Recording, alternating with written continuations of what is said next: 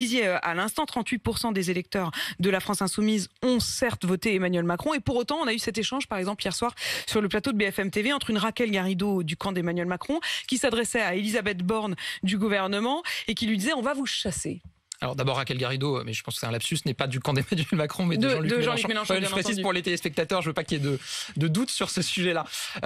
Oui, il y a des élections législatives. Il y a des élections législatives et il y aura des Français qui auront voté aux élections Mais vous prenez ce genre de menace au sérieux? On va vous chasser? Mais vous savez, moi j'entends à chaque élection présidentielle, c'est toujours la même chose.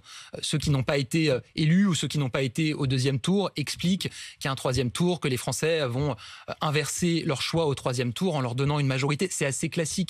Et c'est d'autant plus classique venant de la part de Jean-Luc Mélenchon, qu'on a entendu dès l'entre-deux tours. Ce n'est qu'une rengaine. Mais non, mais dès l'entre-deux tours, on a entendu Jean-Luc Mélenchon considérer quasiment qu'il n'y avait pas de deuxième tour et que la question maintenant c'était les élections législatives. Déjà en 2017, voilà, on l'avait entendu remettre en cause l'élection parce qu'il n'était pas qualifié au deuxième tour.